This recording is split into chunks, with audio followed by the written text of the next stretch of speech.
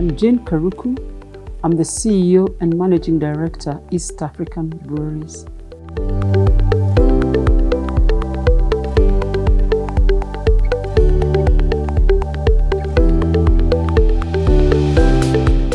At East African Breweries, human rights is a very important issue.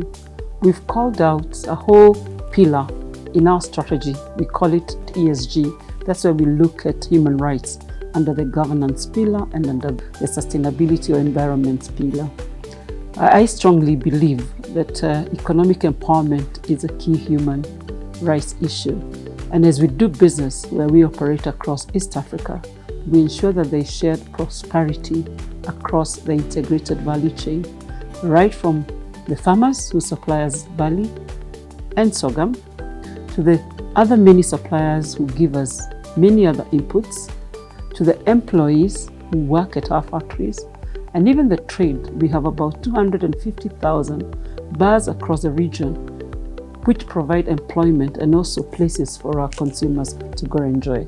And therefore, across all that total integrated value chain, business principles that adhere to human rights, to right business conduct, it is encouraged by ensuring our employees, our partners are signing on to the code of business and ethics. Human rights, ethics are usually taken for granted because sometimes people don't know what is wrong. For example, conflict of interest, treating people with dignity is a big issue, or bullying at the workplace or within our partnerships. So capability is very, very important, just to bring awareness to people about how they should treat each other in fairness, whether it's gender and inclusivity, whether it's boss-subordinate relationship, whether it is colleagues, whether it's a supplier, whether it's a consumer, and even more importantly, how we consume our brands.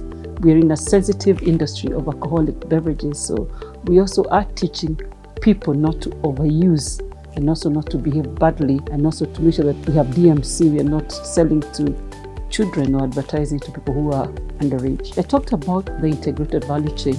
So the first thing we do, like I said, is capability. We train farmers so they can participate within our value chain. And we are biased towards women. We know in our part of the world, men are the ones who carry the checkbooks, but we are continuously now training the women to also participate in the farming and also in the economics sense of it. I think the other thing we are doing is trying to bring people who are differently abled, people who've been excluded prior to this within the economic prosperity chain. We are not experts, so we are working with partnerships. So I'd say we are also working with partnerships like Sightsavers, who know how to deal with people who are differently abled. I'm happy to say that we are setting ourselves targets and we are progressing well across the chain, right from farmers to the bars. We are training bartenders who are differently abled, to employees within the organization, and many of our suppliers. I'm a board member of Global Compact, and whenever I go for board meetings, I really learn a lot from my fellow Global Compact board membership, but also from global best practice. For example, when Sanda is visiting, we get to learn a lot of what is going on at the global stage, and that's very useful for all of us. The second thing is also having peers who you can challenge and be accountable to, especially in this agenda that is kind of newish. And I would say that human rights, it's not common, it's not like making money within corporate, so we have to keep discussing. The other thing is having a coalition of willing partners, and therefore you can partner in doing a lot of stuff. You can learn from each other, you can share resources, you can share thought leadership, and I can go on and on and on.